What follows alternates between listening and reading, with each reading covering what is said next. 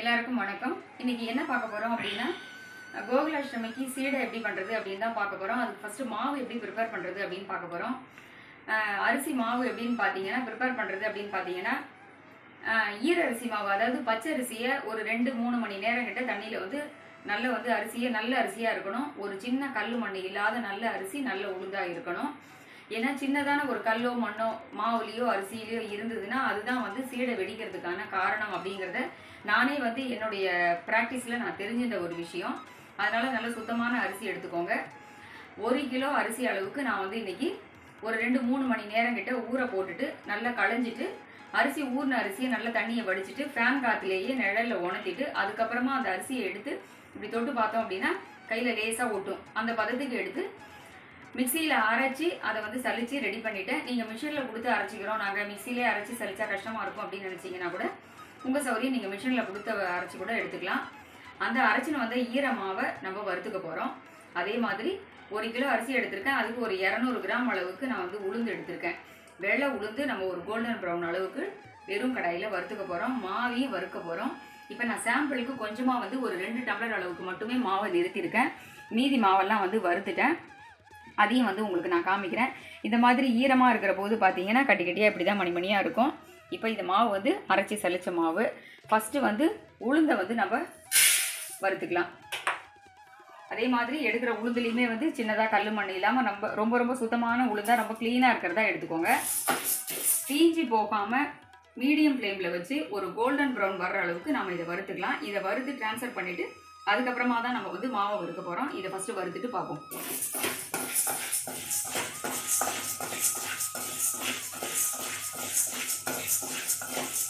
இப்போ நமக்கு உளுந்து வந்து நல்லா ஒரு கோல்டன் ப்ரௌன் வர்ற அளவுக்கு நல்லா வந்து வறுபட்டுடுது.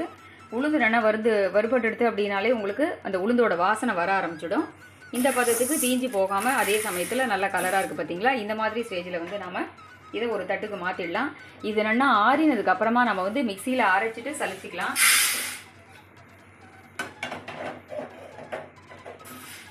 மிஷினில் கொடுத்து அரைக்கிறவாளாக இருந்தால் குறைஞ்சது 1/2 கிலோ அளவுக்காவது உளுந்து இருந்தால் தான் மிஷினில் வந்து கொடுத்து அரைக்க முடியும். அடுத்தது இப்போது இந்த அரிசி மாவை இதில் சேர்த்துக்கலாம். இப்போ இந்த அரிசி மாவையும் பார்த்தீங்கன்னா நல்லா வறுத்துக்கணும். அதே சமயத்தில் மாவு வந்து தீஞ்சி போகாமல் ஒரு மீடியமான ஃப்ளேமில் வச்சு பொறுமையாக நம்ம வந்து வறுத்துக்கலாம். இப்போ நான் உங்களுக்கு மாதிரிக்கு காமிக்கிறதுக்காக கொஞ்சமாக மாவு வந்து நிறுத்திட்டு இப்போ வறுக்கிறேன்.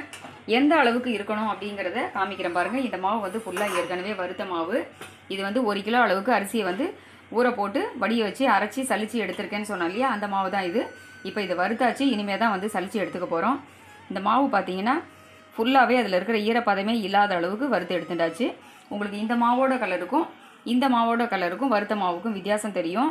எப்படி நல்லா வறுத்துருக்கோம் அப்படிங்கிறது தெரிஞ்சுக்கணும் அப்படின்னு பார்த்தீங்கன்னா இந்த மாதிரி மாவை எடுத்து இப்படி ஒரு இழை கோடு போட்டிங்க அப்படின்னா பிசுறு இல்லாமல் வரும். அதே ஈரமாவில் போடும்போது பார்த்தீங்கன்னா உங்களுக்கு அந்த மாதிரி வராது, திப்பியாக வரும். ஈரமாவில் போடும்போது நமக்கு ரொம்ப பெருசாக வராது, இந்த மாதிரி திப்பியாக தெரியும். அதுதான் வந்து இதுக்கும் அதுக்கும் உள்ள வித்தியாசம். இப்போ இந்த மாதிரி இந்த சொச்ச மாவையும் நம்ம வந்து வறுத்துற போகிறோம். வறுத்த மாவுக்கும் வறுக்காத மாவுக்கும் நமக்கு வந்து கலரே வித்தியாசம் தெரியும். இப்போ வந்து அடுத்தது சீடை எப்படி பண்ணுறது அப்படின்னு தான் பார்க்க போகிறோம். ஃபஸ்ட்டு வந்து மாவு எப்படி வறுக்கிறது, எப்படி ப்ரிப்பேர் பண்ணுறது என்ன அப்படிங்கிற விஷயத்தை வந்து சொல்லிட்டேன். இப்போ நெக்ஸ்ட்டு வந்து சீடை எப்படி பண்ணுறது அப்படின்னு தான் பார்க்க போகிறோம். அது மட்டும் இல்லாமல் சீடை வெடிக்காமல் வர்றதுக்கு என்ன டிப்ஸ் அப்படிங்கிறதையும் நம்ம வந்து தெரிஞ்சுக்க போகிறோம். ஃபஸ்ட்டு வந்து வெள்ளை சீடைக்கு மாவு வந்து ப்ரிப்பேர் பண்ணி வச்சுட்டு அடுத்தது உப்பு சீடைக்கு வந்து மாவு பிசைச்சிக்கலாம். இப்போ ஃபஸ்ட்டு வந்து என்ன எடுத்து வச்சுருக்கேன் அப்படிங்கிறத பார்க்கலாம் வாங்க. நான் வந்து ஒரு 200 ml டம்ளர், அதாவது ஒரு பெரிய டம்ளரில் 3/4 டம்ளர் அளவுக்கு வெல்லம் எடுத்து வச்சுருக்கேன். 1/4 அந்த அளவுக்கு எடுத்து வச்சுருக்கேன். இப்போது ஸ்டவ் ஆன் பண்ணிவிட்டு ஃபஸ்ட்டு வந்து வெல்லத்தை கரைச்சிக்கலாம்.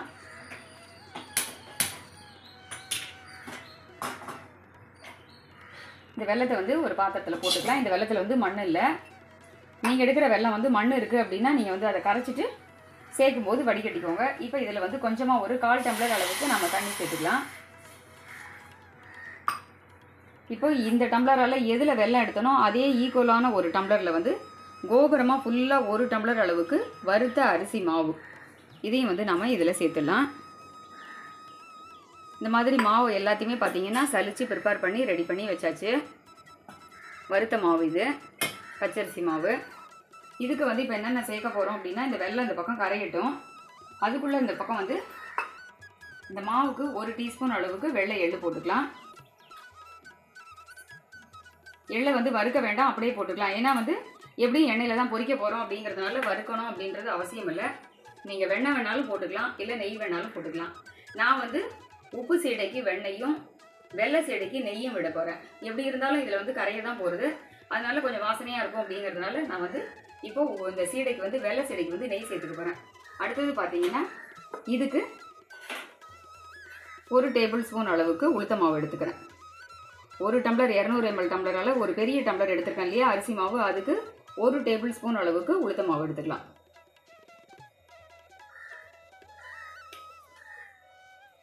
அடுத்தது இந்த மாவில் வந்து கொஞ்சமாக ஒரு 1/4 ஸ்பூன் அளவுக்கு ஏலக்காய் பொடி போட்டுக்கலாம். நான் வந்து 1 டம்ளர் தான் எடுத்திருக்கேங்கிறதுனால அதுக்கு தகுந்த ரேஷியோ போடுறேன். வெல்லத்தை வந்து இப்படி சிம்மில் வச்சுட்டு கலரி விட்டோம் அப்படின்னா நமக்கு கொஞ்சம் கொஞ்சமாக வந்து கரைஞ்சிடும். வெல்லத்தை சீவி எடுத்துக்கிற போது நமக்கு ரொம்ப குயிக்காகவே ரெடி ஆகிடும். அடுத்தது 1 டீஸ்பூன் அளவுக்கு தாராளமாக நான் வந்து நெய் விட்டுக்கிறேன். நீங்கள் வெண்ணெய் போடுறதா இருந்ததுன்னா தாராளமாக 1 டீஸ்பூன் அளவுக்கு நீங்கள் வந்து வெண்ணெய் போட்டுக்கோங்க. அடுத்தது தேங்காயை வந்து நல்லா திருகின தேங்காயில் ஒரு சின்னதான பத்தை கூட இருக்கக்கூடாது. அதனால் இதை வந்து அப்படியே மிக்சியில் போட்டு திருகின தேங்காயை மறுபடியும் நல்லா வந்து திருப்பி ஒரு ஃபைன் பவுடர் மாதிரி இந்த மாதிரி பண்ணியிருக்கேன். பத்தையாக இருந்தது அப்படின்னா நமக்கு வந்து சீடை வந்து வெடிக்கும். அது வந்து கொஞ்சம் ஒரு சமயம் வந்து வேகிறது வேகாத அந்த மாதிரிலாம் இருக்கும், நசுக்குன்னு இருக்கும். பத்தையாக இருந்ததுன்னா உருட்டுறதுக்கும் சிரமமாக இருக்கும். அப்படிங்கிறதுனால தான் நான் வந்து தேங்காயை நல்லா ஃபைன் பவுடராக அதை திருகி எடுத்துகிட்டு அதை வந்து மிக்சியில் போட்டு பவுடர் பண்ணியிருக்கேன். இப்போது ஒரு 2 டீஸ்பூன் அளவுக்கு இதுக்கு தேங்காய் சேர்த்துக்கிறேன். நான் ஏற்கனவே வந்து போன வருஷம் வீடியோலையுமே வந்து சொல்லியிருந்தேன், பார்த்தவங்களுக்கு தெரிஞ்சிருக்கும். தேங்காயோட ஓடு அந்த நார் இதெல்லாமே இருக்கக்கூடாது. அது மட்டும் இல்லாமல் பார்த்தீங்கன்னா நம்ம எடுக்கிற எள்ளு வந்து இப்போல்லாம் கடைகளே சுத்தமான எள்கள்லாம் கிடைக்கிறது. எள்ளாக இருக்கட்டும், உளுந்தாக இருக்கட்டும், நாம் எடுக்கிற அரிசியாக இருக்கட்டும், எல்லாத்துலேயுமே பார்த்தீங்கன்னா ஒரு சின்னதான கல் மண் எதுவுமே இருக்கக்கூடாது. நிறைய தடவை வந்து இந்த மாதிரி ரொம்ப வருஷம் நான் ட்ரை பண்ணின போது எங்கள் மாமியாரோட சேர்ந்து பண்ணும்போதெல்லாம் பார்த்தீங்கன்னா சீடை அப்படின்னாலே வெடிக்கும் அப்படிங்கிறது எல்லாருக்கும் ஒரு பயம். அதனாலே நிறைய பேர் பண்ணுறதுக்கு யோசிப்பா. அந்த மாதிரி என்ன காரணம் அப்படின்னு தெரிஞ்சிட்ட போது அதுக்கப்புறம் யோசிச்சுட்டு ஒருவேளை கல் மண் இந்த மாதிரி ஏதாவது இருக்கிறதுனால ஆகுது அப்படின்னு சொல்லி ஒரு சில பேர் சொன்னதுக்கப்புறம் அதுக்கப்புறமா நம்ம எடுத்து பண்ணுற பொருள்களில் வந்து எவ்வளோ தரமாக இருக்குது அப்படிங்கிறத பார்த்து செக் பண்ணிவிட்டு பண்ணுற போது பார்த்தீங்கன்னா உங்களுக்கு ரொம்ப சுத்தமாக இருக்கும். அந்த மாதிரி இருக்கிற போது வெடிக்கிறதே இல்லை, ரொம்ப சூப்பராக இருக்குது. இப்போ இந்த தண்ணி வந்து இன்னும் கொஞ்சம் கொதிக்கட்டும்.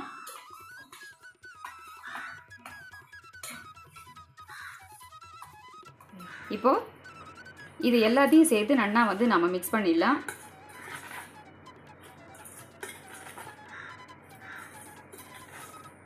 இந்த நெய் ஏலக்காய் பொடி இது எல்லாத்தையும் சேர்த்து ஃபஸ்ட்டு இந்த வரட்டாக ட்ரையாக இருக்கிற மாவில் வந்து நம்ம நல்லா மிக்ஸ் பண்ணிட்டோன்னா அடுத்தது நம்ம வந்து இந்த வெள்ளை தண்ணியை விட்டு இதில் கலந்துக்கலாம். அந்த தண்ணி வந்து கொதிச்சிடுது அப்படின்னா ரொம்ப பாகுபாதம்லாம் இதுக்கு கிடையாது. நீங்கள் எடுக்கிற வெல்லம் வந்து கொஞ்சம் டார்க்கான வெல்லமாக எடுத்துக்கோங்க. அப்போ தான் வந்து கலர்ஃபுல்லாக இருக்கும். ரொம்ப லைட்டாக இருந்ததுன்னா அதுக்கு தகுந்த மாதிரி லைட்டாக இருக்கும். இதை எல்லாத்தையும் சேர்த்து நல்லா வந்து மிக்ஸ் பண்ணி விட்டுடலாம். ஏலக்காய் தேங்காய் நெய்யோடு சேர்த்து கலர்ற போது பார்த்திங்கன்னா இந்த வெல்லம் எள்ளு உளுத்த மாவோட வாசனை எல்லாமே வந்து சேர்ந்து ரொம்ப வாசனையாக இருக்கும்.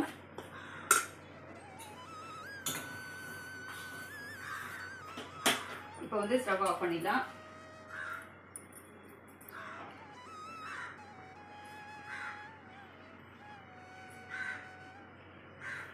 கொஞ்சம் கொஞ்சமாக விட்டு மிக்ஸ் பண்ணிக்கலாம். எல்லா தண்ணியும் ஃபுல்லாக விட்டுடாதீங்க. கொஞ்சம் கொஞ்சமாக நம்ம தேவைக்கேற்ப இப்போ மிக்ஸ் பண்ணிக்கலாம். ஏன்னா ரொம்ப ஜாஸ்தியாக எடுத்தினாலும் கஷ்டம், ஆனால் இது கரெக்டாக இருக்கும். சப்போஸ் ஒருவேளை உங்களுக்கு கொஞ்சம் இந்த வெள்ளை தண்ணி ஜாஸ்தியாக இருக்குது அப்படின்னு நீங்கள் நினச்சிங்கன்னா லேசாக கொஞ்சமாக வந்து இந்த உளுத்த மாவும் கொஞ்சம் அரிசி மாவும் சேர்த்து நம்ம டக்குன்னு மிக்ஸ் பண்ணிக்கலாம். எப்போவுமே பார்த்தீங்கன்னா வெள்ளை சீடையாக இருக்கட்டும் உப்பு சீடையாக இருக்கட்டும் கரெக்டான ரேஷியோ 1க்கு 1ன்னா அது 1 டம்ளர் மாவோடு வச்சுக்காதீங்க, கொஞ்சம் கையில் எக்ஸ்ட்ராவாக வச்சுக்கிறது நல்லது. ஒரு அதிரச மாவு பதத்துக்கு நம்ம வந்து இதை இழுத்து சூடாக இருக்குது அப்படிங்கிறதுனால கையால் தான் கலந்து விடணும், கரண்டியால் தான் கலக்கணும். சுட சுட இருக்கும்போது கை வச்சிடாதீங்க.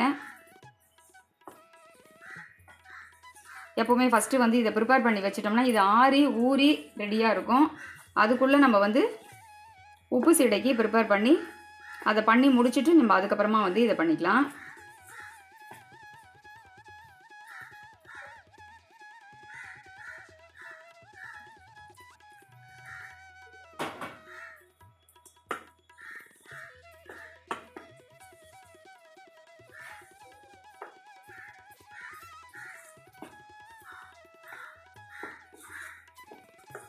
நான் வந்து இப்போ ஃபஸ்ட்டு வீடியோக்காக சாம்பிளுக்கு காமிக்கணும் அப்படிங்கிறதுனால ஒரு டம்ளர் தான் பண்ணி காமிக்கிறேன்.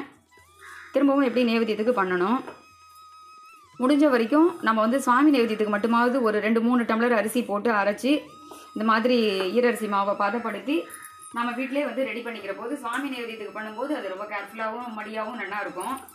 இல்லை எங்களால் இவ்வளோ பெரிய ப்ராசஸ்லாம் பண்ண முடியல, நாங்கள் கடையில் தான் வாங்கி மாவு வச்சு பண்ணுவோம் அப்படின்னாலும் நீங்கள் கடையில் வாங்குறதா இருந்துன்னா அந்த மாவு காஞ்ச மாவாக இருந்தால் கூட மறுபடியும் வந்து லேசாக கடாயில் போட்டு அதை வந்து நம்ம வறுத்து எடுத்துக்கிறது நல்லது. இப்போ பாருங்கள் இது ரொம்ப கரெக்டாக இருக்குது. இது சூடு ஆறினதுக்கப்புறமா தான் நம்ம வந்து கையால் இழுத்து பிசைய போகிறோம்.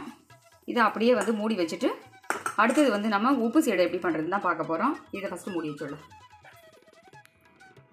இப்போ பாருங்கள் நம்மளோட குழந்தைங்க சாப்பிட்றதுக்கு ரெடி ஆகிட்டாங்க. இப்போவே நான் மாவு பிசையும் போதே அவங்களாம் வர ஆரம்பிச்சிட்டாங்க. நம்மளோட குட்டி கிருஷ்ணாவும் நம்மளோட குட்டி விநாயகரும் வந்து சாப்பிட்றதுக்காக சீடைக்காக வெயிட்டில் இருக்காங்க. வெள்ளை சீடையை சாப்பிட்றதுக்காக விநாயகரும், உப்பு சீடையை சாப்பிட்றதுக்காக கிருஷ்ணாவும் ரெடி ஆகிட்டாங்க. சரி பசங்களுக்கு பசிக்கும், அதனால் நம்ம லேட் பண்ணாமல் ஆரம்பிச்சிடலாம். இப்போ வந்து பார்த்திங்கன்னா கடாயில் வந்து நான் எண்ணெய் வச்சுட்டேன். தாராளமான ஒரு பாண்ட்லி தான் எடுத்துட்டுருக்கேன். அதுக்கப்புறம் பார்த்திங்கன்னா இப்போ நம்ம உப்பு சீடை பண்ண போகிறோம். அதுக்கு வந்து 2 டம்ளர் அளவுக்கு நான் மாவு எடுத்துக்கிறேன். எப்போவுமே பார்த்திங்கன்னா நம்ம எந்த ஒரு பட்சணம் பண்ணாலும் சீடை பண்ணாலும் எல்லாமே ரொம்ப நல்லபடியாக வரணும் அப்படிங்கிறதுனால மாவு பிசைகிற மாவுலேயே வந்து ஒரு விநாயகரை வந்து பிள்ளையார் பிடிச்சி வச்சுட்டு தான் நம்ம வந்து எல்லாமே ஃபஸ்ட்டு பண்ணுவோம்.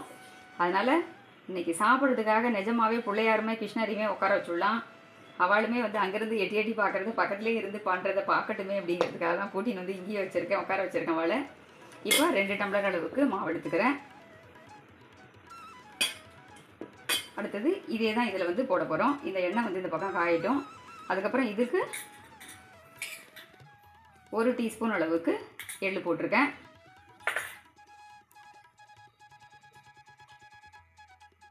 ஒன்று 2, அதாவது 1 டம்ளருக்கு 1 டேபிள் ஸ்பூன் அளவுக்கு உளுத்த மாவு, அந்த மாதிரி 2 டம்ளருக்கும் 2 டேபிள் ஸ்பூன் அளவுக்கு மாவு எடுத்துட்டுருக்கேன். அதுக்கப்புறம் வந்து பார்த்திங்கன்னா இதுலேயும் வந்து அந்த மாதிரி தேங்காய் போட்டுக்க போகிறோம். 2 டீஸ்பூன் போட்டுக்கலாம்.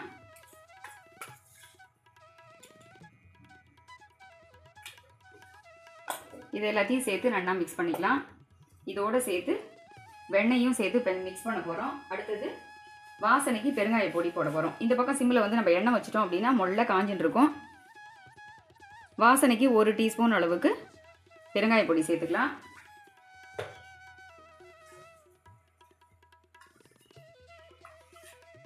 என்னோட ஃபேவரட். ஆமாம், அபிக்கு வந்து நெய் பிடிக்காது, ஆனால் வெண்ணெய் பிடிக்கும். ஆனால் வெண்ணெய் பிடிக்கும். அடுத்த வருஷம் கிருஷ்ணாவே சாப்பிடுவார். கிருஷ்ணாவே சாப்பிடுவார். ஆமாம், நிஜம் கிருஷ்ணா சாப்பிடுவார். இப்போ ஒரு 1.5 டீஸ்பூன் அளவுக்கு, இல்லை 2 டம்ளருக்கு 2 டீஸ்பூன் அப்படி கூட எடுத்துக்கலாம். அந்த அளவுக்கு வந்து வெண்ணெய் எடுத்துட்டுருக்கேன். 1 டம்ளர் மாவு அப்படின்னா ஒரு டீஸ்பூன் அளவுக்கு வெண்ணெய்.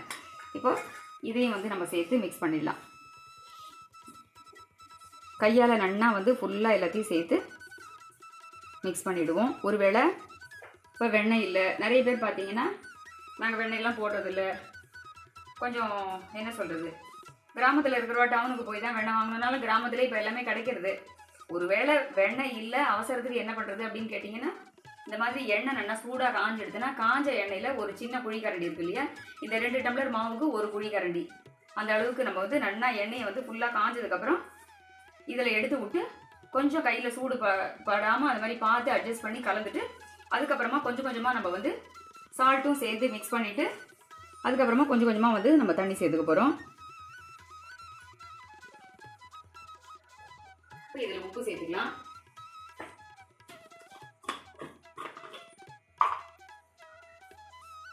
ஏன்னா வெண்ணெய் போடுறதுனால உங்களுக்கு வந்து ஏதாவது ஒரு இடத்துல உப்பு தங்கிடும், அதனால் ஃபஸ்ட்டு நல்லா மிக்ஸ் பண்ணிவிடுங்க. வெண்ணெயை நல்லா மாவோடு சேர்ந்து மிக்ஸ் பண்ணிவிட்டு அதுக்கப்புறமா இதுக்கு தேவையான அளவுக்கு உப்பு போட்டுக்கலாம். நான் வந்து இந்த மாவுக்கு வந்து ஒரு 1/2 டீஸ்பூன் அளவுக்கு உப்பு சேர்த்துக்கிறேன். ஏன்னா மேல் மாவுலேயே உப்பு ஜாஸ்தி இருந்தது அப்படின்னா சீடையோ முறுக்கோ வடாமோ எதுவாக இருந்தாலும் மாவுலேயே உப்பு தூக்கலாக இருந்ததுன்னா பொரிச்சதுக்கப்புறம் ரொம்ப ஜாஸ்தி ஆகிடும். நான் வந்து சின்ன ஸ்பூன் அப்படிங்கிறதுனால இதால் ஒன்று எடுத்துக்கிறேன். ஆனால் இது வந்து 1/2 டீஸ்பூன் அளவுக்கு இது.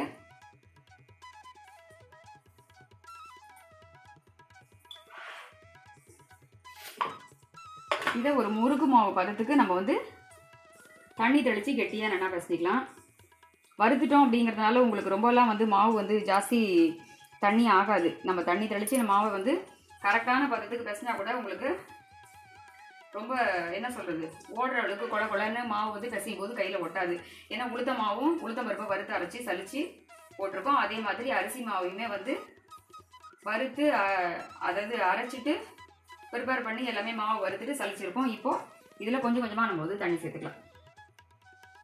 சீடை அப்படின்னா வெடிக்கும் அப்படின்னு எல்லாரும் பயப்பட வேண்டிய அவசியமே இல்லை. சின்னதான ஒரு கல் மண் அதுக்கப்புறம் தேங்காயோட ஓடு நார் இதெல்லாம் இல்லாமல் இருந்தால் கண்டிப்பாக வந்து உப்பு சீடை வெடிக்காது. வெள்ளை சீடை மண்ணோ கல்லோ இருந்தாலும் அந்த சீடை வந்து வெள்ளை சீடை மட்டும் வெடிக்காது. அதே மாதிரி சீடை பண்ணும்போது பார்த்தீங்கன்னா மாவு உருட்டும் போது சொல்கிறேன், ஏற்கனவே வீடியோலையும் வந்து போன வருஷம் சொல்லியிருக்கேன், ரொம்ப ஃபைனாக அப்படியே பாலாக ரொம்ப நாள் இப்படி திரட்டிட்டு அப்படியே ரொட்டேட் பண்ணணும் அப்படின்றது இல்லை. லேசாக அப்படி பண்ணி அப்படியே போட்டுட்டோம்னா லேசான ஒரு விரிசல் இருக்கும் மாவில். அந்த மாதிரி விரிசல் இருக்கிற போதும் உங்களுக்கு சீடை வெடிக்காது. அப்போ ஃபுல்லாக உருட்டினா வெடிக்குமா அப்படின்னு கேட்கலாம். அந்த மாதிரி ஆகாது. இருந்தாலும் அதில் லேசான ஒரு விரிசல் இருக்கும்போது உங்களுக்கு கேப் கிடைக்கிறதுங்கிறதுனால வெடிக்கிறதுக்கு வாய்ப்பே இல்லை. அந்த காலத்தில் பண்ணும்போது எப்படி பண்ணுவான்னா அரிசியும் பருப்பையும் வறுத்துட்டு மிஷினில் கொடுத்து அரைச்சின்னு வந்து அந்த மாதிரி பண்ணுவா. ஆனால் அந்த மாதிரி பண்ணலாம். பட் வந்து என்ன சொல்கிறது கொஞ்சம் வந்து அந்த சீடை வந்து செவந்த மாதிரி இருக்கும் கலர். இந்த ஈர அரிசி மாவில் ப்ரிப்பேர் பண்ணுற சீடைக்கும் வரட்டு அரிசியை அப்படியே ட்ரையாக வறுத்து அதை வந்து பருப்பையும் அதையும் வறுத்து ஒன்றா ஏதாவது மிஷின்லேயோ இல்லை மிக்சிலேயோ அரைச்சி சலிச்சு பண்ணுற போது பார்த்தீங்கன்னா அது கொஞ்சம் கலர் வந்து செவந்த மாதிரி இருக்கும். இது வந்து வெள்ளையாக இருக்கும். இப்போ மாவு வந்து ஃபுல்லாக இன்னும் கொஞ்சம் கொஞ்சமாக தண்ணி தெளித்து பிசைஞ்சிட்டு உருட்டும் போது பார்க்கலாம்.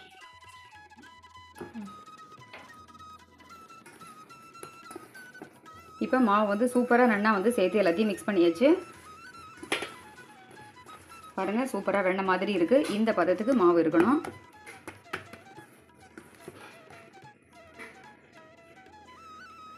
இங்கே விநாயகர் இருக்கார், இருந்தாலும் நம்ம குட்டியாக வந்து ஒரு பிள்ளையாரை பிடிச்சி வச்சுருவோம்.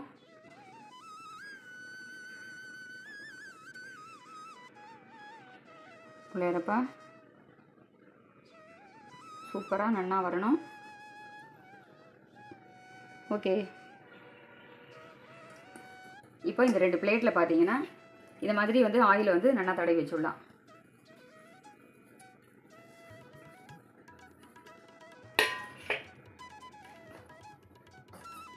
தாராளமாக தட்டில் வந்து நம்ம எண்ணெய் தடவிக்கிற போது பார்த்தீங்கன்னா நம்ம ஒவ்வொன்றா எடுத்து போடாமல் ஈஸியாக வந்து தட்டிலேருந்து வந்து நம்ம கடாயில் தள்ளும்போது ஈஸியாக வந்து விழுந்துடும். நம்ம சில பேர் வந்து துணியிலலாம் போட்டு பண்ணுவா இல்லையா, துணியில் போட்டோம்னா இதில் இருக்கிற வெண்ணெய் அந்த என்ன சொல்கிறது அந்த தேங்காயோட வாசனை இதெல்லாம் சேர்ந்துட்டு எல்லாம் இழுத்துனுடும், துணி இழுத்துனுடும்.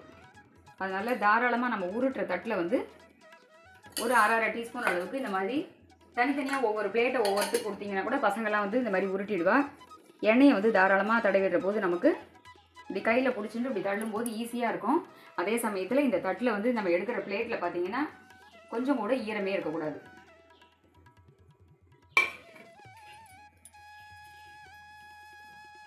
இந்த மாதிரி மீடியமான ஒரு பிளேட்டு ஆளுக்கு ஒன்று கொடுத்தோம்னா ஒவ்வொருத்தருக்கும் ஒவ்வொரு பிளேட் கொடுக்கணும். அப்போ தான் வந்து ஒரே பிளேட்டில் 2 பேர் உருட்ட சொன்னோன்னா ஒரே மாதிரி உருட்டினா பரவாயில்ல. ஒருத்தர் பெருசாக உருட்டுவா, ஒருத்தர் சின்னதாக உருட்டுவா. அப்போ பெருசாக இருக்கிறது சீக்கிரம் வேகாது, சின்னதாக இருக்கிறது சீக்கிரம் வெந்துடும். ஒவ்வொன்றும் ஒவ்வொரு கலர் ஆகிடும். வீட்டில் வந்து ஒரு சீடை பண்ணுறோம் அப்படின்னாலே பசங்கள்லாம் வந்து நான் உருட்டுறேன் நீ உருட்டுறேன் அப்படின்னு பண்ணுவா. அப்போ ஒவ்வொருத்தருக்கும் ஒவ்வொரு பிளேட் கொடுத்துருங்க. அவா சைஸுக்கு அவள் உருட்டிப்பா, ஒவ்வொன்றா வேக வைக்கிறதுக்கு ஈஸியாக இருக்கும். இப்போ நம்ம வந்து சின்ன சின்னதாக இந்த மாதிரி இந்த எண்ணெய் வந்து சிம்மிலேயே இருக்குது அப்படின்னா உங்களுக்கு கொஞ்சம் கொஞ்சமாக காயறதுக்கு கரெக்டாக இருக்கும். ரொம்ப பத்த காயாது. அதே சமயத்தில் காஞ்சி எடுத்து அப்படின்னா வாசனையும் வரும். நம்ம இதெல்லாம் ப்ரிப்பேர் பண்ணுறதுக்குள்ளே அது ரெடி ஆகிடும். இப்போ இந்த மாதிரி பண்ணி வச்சிட்டோம்னா பசங்க எடுத்து உருட்டுறதுக்கோ இல்லை நமக்கு கூட ரொம்ப சௌகரியமாக இருக்கும். லேசாக அப்படி பண்ணினா போதும்.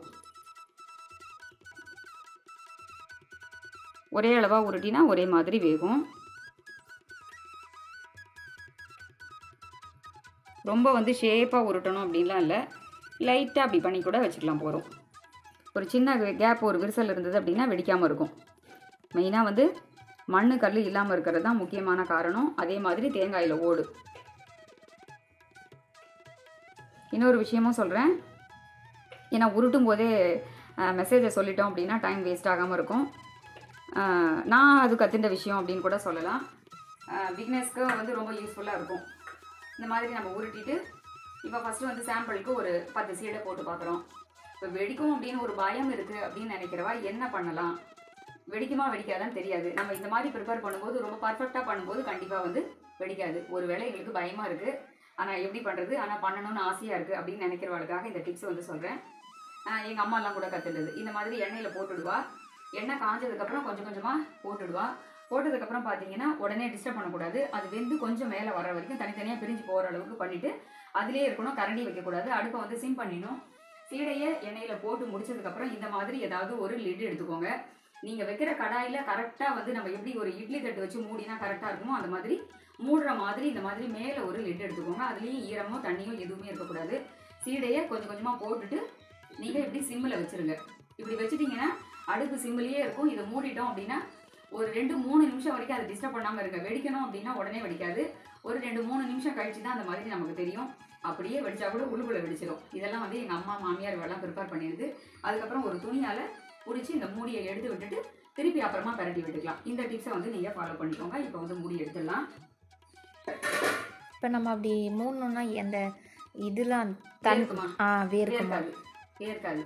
ஏன்னா பாட்டிலாம் நிறைய வந்து எங்கள் அம்மா பண்ணியிருக்கா. சீடைனா வெடிக்கும். நான் மூடி வச்சா வேர்க்குன்றதுனால அதனால இது ஒரு டவுட். வேர்க்காது. உள்ளுக்குள்ளே நம்ம தண்ணி விடலையே, எண்ணெய் தானே வச்சுருக்கோம். சரி. இட்லி மாதிரி ஆவியில் வேகிறதுக்கு தண்ணி இருந்தால் தானே உனக்கு அந்த கஷ்டம்.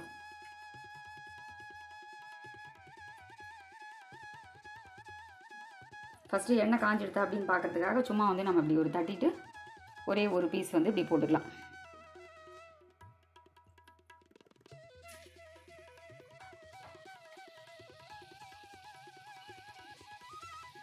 இப்போ இந்த மாதிரி மேலே வருது அப்படின்னாலே நமக்கு வந்து ரெடி ஆகிடுது அப்படின்னு அர்த்தம். போட்டுட்டு இந்த மாதிரி ஒரு 2 நிமிஷம் விட்டு நம்ம வந்து ஒவ்வொரு பிளேட்டாக போடும்போது அது பொறுமையாக வேகும். அடுத்தடுத்து உருட்டிக்கலாம். ஒண்டியாக தனியாக பண்ணுறோம் அப்படிங்கிற போது அது மாதிரி பண்ணிக்கலாம். அதே மாதிரி 1 கிலோ அளவுக்கு மாவு பிசைகிற போது எல்லா மாவையும் 1 கிலோ, அதாவது 5 டம்ளர் மாவையும் ஒன்றா போட்டு பிசையாதீங்க. 2 தடவையாக பிசைஞ்சிக்கோங்க. ஏன்னா தேங்காயெலாம் சேர்க்குறோம், உப்பு சேர்க்குறோங்கிற போது மாவில் வந்து புளிப்பு ஏறிடும். ஃபஸ்ட்டு எடுக்கிற சீடை பார்த்தோம்னா வெள்ளை வெள்ளையன்னு இருக்கும். அந்த கடைசி ஈடு ஒரு 2-3 தடவைக்கு அப்புறம் பண்ணுற சீடை பார்த்தீங்கன்னா கொஞ்சம் கலர் சேஞ்ச் ஆகிடும். அதுக்கு காரணம் லேசாக மாவில் வந்து அந்த தேங்காயோடு சேர்த்து பண்ணுற போது கொஞ்சம் புளிப்பு ஏறும். அதனால் அந்த புளிப்பு ஏறிட்டு அப்படின்னா கொஞ்சம் செவக்கும். அதனால் மொத்த மாவையும் பண்ணாதீங்க. நான் இப்போ வந்து சாம்பிளுக்கு 2 டம்ளர் போடுற மாதிரி 2 டம்ளராக போட்டு நம்ம பிசைகிற போது நமக்கு உருட்டிக்கிறதுக்கும் வேலை செய்கிறதுக்கும் ரொம்ப ஈஸியாக இருக்கும். கொஞ்சம் டைம் பிரேக் எடுத்துக்கலாம். ஐயோ மாவை பிசைஞ்சு விட்டோமே, இப்போ இதை ஃபுல்லாக பண்ணி முடிச்சே ஆகணுமே அப்படிங்கிற மாதிரி இல்லாமல் கொஞ்சம் கொஞ்சமாக பண்ணும்போது நமக்கு ரொம்ப பர்ஃபெக்டாக வெள்ளையாக சூப்பராக வரும்.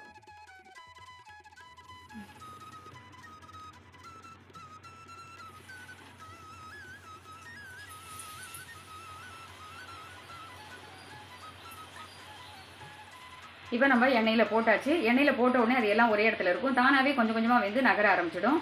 இந்த மாதிரி ஸ்டேஜில் நீங்கள் வந்து பிக்னஸ் வந்து மேலே மூடணும் அப்படின்னு நினச்சிங்கன்னா இந்த மாதிரி ஒரு லிட்டு போட்டு மூடிக்கலாம். அப்புறம் ஒரு 3 நிமிஷம் 4 நிமிஷம் கழித்து நம்ம வந்து பரட்டி விடும்போது அதெல்லாம் தானாகவே நகர்ந்துடும்.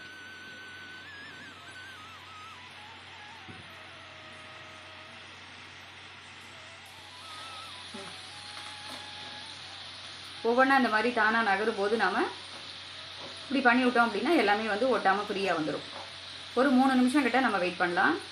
அந்த மாதிரி 3 நிமிஷம் கழித்து நம்ம பரட்டி விட்டுக்கலாம். 1-2 நகரும் போது நம்ம இந்த மாதிரி திருப்பி விடும்போது கரண்டியில் ஒட்டிட்டு வராமல் இருக்கும். மீடியம் ஃப்ளேம்லேயே வச்சுக்கிற போது அப்போ தான் உங்களுக்கு உள்ளுக்குள்ளேயும் நல்லா வேகும். கலரும் வந்து மேலே செவந்து இருக்கும், உள்ளுக்குள்ளே மாவாக இல்லாமல் ரொம்ப பர்ஃபெக்டாக வரும். வெள்ளை வெள்ளையன்னு இருக்கும். இப்போ இது ஃபுல்லாக வெந்துடுது அப்படின்னா உங்களுக்கு நல்லா கலர் சேஞ்ச் ஆகிடும். திரும்பவும் ஒரு 5 நிமிஷம் கிட்ட வேகட்டும். வெந்ததுக்கப்புறம் எடுக்கும்போது பார்க்கலாம். இப்போ நமக்கு ரொம்ப கரெக்டான கலருக்கு வந்துடுது. மீடியம் ஃப்ளேமில் வச்சு ரொம்ப மீடியமான ஃப்ளேமில் வச்சு பொரிக்கிற போது நமக்கு ரொம்ப மஞ்சளாக ரொம்ப சூப்பராக வந்து இந்த மாதிரி ஓசை அடங்கி எல்லாமே வந்து பார்த்திங்கன்னா நல்ல கலருக்கு வந்துடும். செவக்காமலும் இருக்கும். இப்போ நம்ம அப்படியே ஒட்டை ஃபுல்லாக எண்ணெயை வடிச்சிட்டு எடுத்துக்கலாம். ஒரு 2 நிமிஷம் கிட்ட வந்து நம்ம பொறுமையாக இதிலே வடிச்சிட்டு எடுக்கிற போது பார்த்திங்கன்னா உங்களுக்கு இந்த மாதிரி ஒரு நல்ல சவுண்டு வரும். கலர் ஆட்டோமேட்டிக்காக மாறிடும். ஆமாம், மாறிடும். நல்லா வெந்துருது அப்படின்னாலே ரொம்ப, அதாவது ரொம்ப மைல்டான ஒரு மீடியம் ஃப்ளேமுக்கும் இன்னும் கொஞ்சம் கம்மியாக வச்சு வேகிற போது, பொறுமையாக வேகிற போது உள்ளுக்குள்ளேயும் நல்லா வேகும், மேலேயும் கரெக்டான கலருக்கு இருக்கும். அதுக்குள்ளே நம்ம கொஞ்சம் கொஞ்சமாக உருட்டிக்கிறதுக்கு சரியாக இருக்கும். எண்ணெயை ஃபுல்லாக வடிச்சிட்டே எடுத்துக்கலாம். நம்ம கொஞ்சம் பொறுமையாக டைம் ஸ்பெண்ட் பண்ணி வடிச்சிட்டு எடுத்துக்கலாம். இல்லைனா டிஷ்யூ பேப்பர் அந்த மாதிரி பேப்பரில் போடும்போது அந்த எண்ணெயெல்லாம் வேஸ்ட்டாக தான் போகும். வடிகண்ணி அப்படின்னு ஒன்று யூஸ் பண்ணுவோம் இல்லையா, அதுவுமே வந்து நான் யூஸ் பண்ணுறது இல்லை. அது வந்து வச்சுக்கிறோம் அப்படின்னாலும் அதில் வடிகிற எண்ணெயெல்லாம் நம்மளால் வந்து ஃபுல்லாக வடிச்சிலாம் எடுக்க முடியாது, வேஸ்ட்டாக தான் போகும், தேய்க்கிறது தான் கஷ்டம். அதனால் ஒரு 2 நிமிஷம் இப்படியே பொறுமையாக வடிச்சிட்டு எடுத்துக்கும்போது நமக்கு எண்ணெயும் வேஸ்ட் ஆகாது, நமக்கு வந்து அந்த பாத்திரத்தையும் ரொம்ப பிசு பிசுன்னு தேய்க்கிற வேலை இருக்காது. இப்போ நமக்கு வந்து சூப்பராக கலர் ரெடியாக எடுத்து பாருங்கள். இப்போ இதே மாதிரி மீதி இருக்கிற எல்லாத்தையுமே உருட்டிக்க போகிறோம். அடுத்தது ஒரு பிளேட் வந்து உருட்டி வச்சுருக்கேன். ஒவ்வொரு தடவையும் நம்ம எடுக்கிற போது எடுத்துட்டு அடுத்த லைட்டாக வந்து அந்த பிளேட்டில் வந்து கொஞ்சம் கொஞ்சமாக நம்ம எண்ணெய் தடவிட்டு பண்ணிக்கலாம். ஃபஸ்ட்டு ஒரு தடவை போட்டுறோம்னா 2வது தடவையும் ஒரு ட்ராப் எண்ணெய் விட்டு நம்ம கொஞ்சம் கொஞ்சமாக பண்ணிக்கலாம்.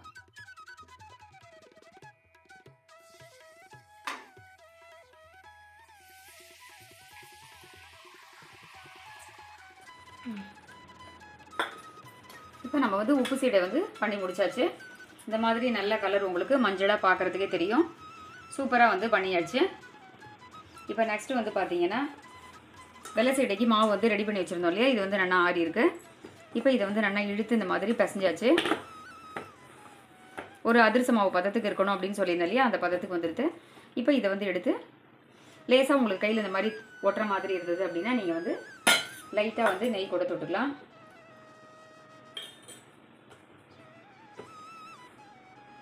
இதை வந்து கொஞ்சம் பெரிய பெரிய பீஸாக நம்ம உருட்டிக்கலாம், நம்ம சௌரியம் தான். இப்போ இந்த மாதிரி உருட்டிக்கலாம். இதை வந்து உருட்டி ஒரு தட்டில் வச்சுடலாம். அதே எண்ணெயில் நம்ம அப்படியே பொரிச்சு எடுத்துக்க போகிறோம்.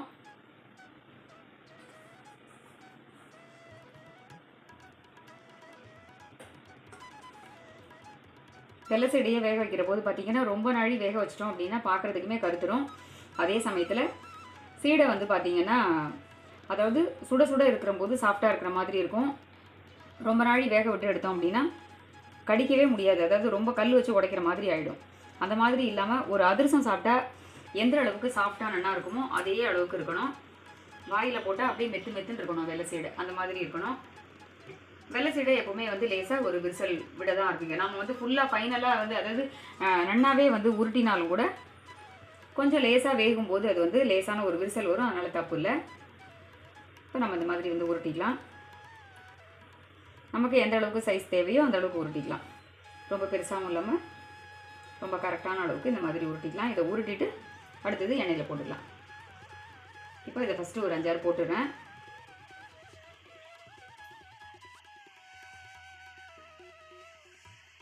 அடுப்பை வந்து கொஞ்சம் ஃப்ளேமை கூட்டி வச்சுக்கலாம்.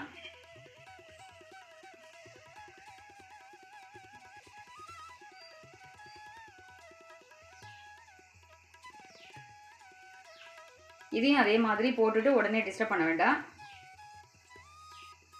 கொஞ்சம் கொஞ்சமாக நம்ம வந்து கொஞ்சம் வெந்த உடனே மேலாக அது மிதந்து வர மாதிரி இருக்கும். அந்த மாதிரி வரும்போது நம்ம பரட்டி விட்டுக்கலாம். இந்த மாதிரி ஒரு 5-6 போடும்போது இன்னொரு கொஞ்சம் நம்ம அடுத்தது ரெடி பண்ணி வச்சுக்கலாம். பொறுமையாக ஒரு 2-3 நிமிஷம் வரைக்கும் அதை வேக விட்டுட்டு அதுக்கப்புறமா தான் நம்ம வந்து அதை பரட்டி விடணும். உப்பு சீடையை விட வெள்ளை சீடை வந்து ரொம்ப குயிக்காகவே வெந்துடும். ரொம்ப நாள் வேக வச்சோம் அப்படின்னா கடிக்கிறதுக்கு கஷ்டமாக இருக்கும், ரொம்ப ஹார்டாகிடும்.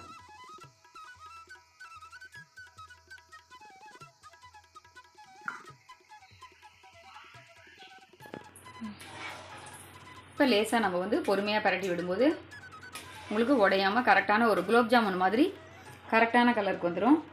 ரொம்ப வந்து ஃப்ளேமை வந்து ஜாஸ்தியும் இல்லாமல் ரொம்ப சின்னதாக இல்லாமல் மீடியமாக வச்சுக்கிற போது நமக்கு கரெக்டான கலராக இருக்கும். ஒரு 2 நிமிஷம் கழித்து பரட்டி விடலாம். நிறைய போட்டுட்டாலும் ஃப்ரீயாக வேகிறதுக்கு கஷ்டமாக இருக்கும். அதனால் கொஞ்சம் கொஞ்சம் ஒரு 10 உருண்டை இல்லை 12 அந்த மாதிரி வந்து ஒரு 12-13 அந்த மாதிரி போட்டுக்கலாம்.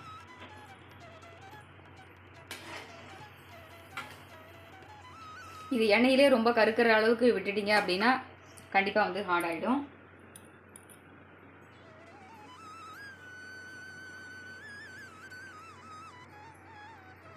வெள்ளை சீடை இந்த மாதிரி லேசான ஒரு விரிசல் வர செய்யும்.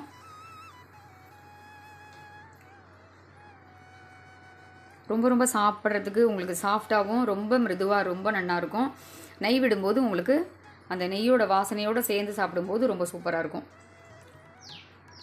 உப்பு சீடை வேகிற அளவுக்கு டைம் எடுக்காது.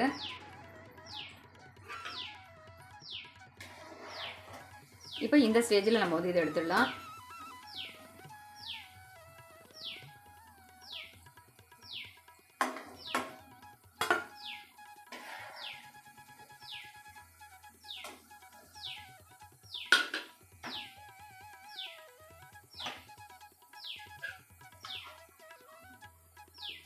இப்போ சூடாக இருக்கும்போது உங்களுக்கு ரொம்ப ரொம்ப சாஃப்டாக அப்படியே உடையிற மாதிரி இருக்கும்.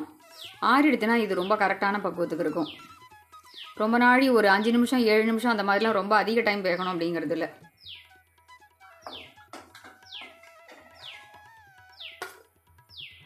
இப்போ இதே மாதிரி மீதி இருக்கிறதையும் நம்ம வந்து பொரிச்சு எடுத்துக்கலாம்.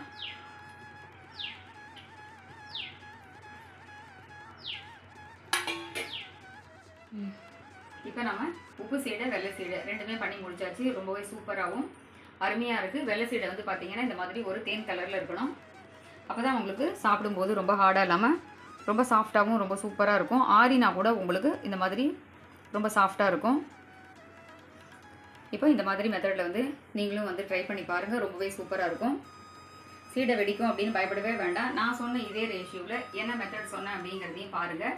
இந்த மாதிரி இதில் சொன்ன டிப்ஸையும் வந்து நீங்கள் ஃபாலோ பண்ணிக்கோங்க. இந்த மாதிரி மெத்தடில் இதே ரேஷியோவில் வந்து வெள்ளை சீடை உப்பு சீடை ரெண்டுமே வந்து ட்ரை பண்ணி பாருங்கள். ரொம்பவே சூப்பராக இருக்கும். இதே மாதிரி மறுபடியும் வேறொரு வீடியோவில் சந்திக்கிறேன். கிருஷ்ணா போய் வச்சுட்டுமா.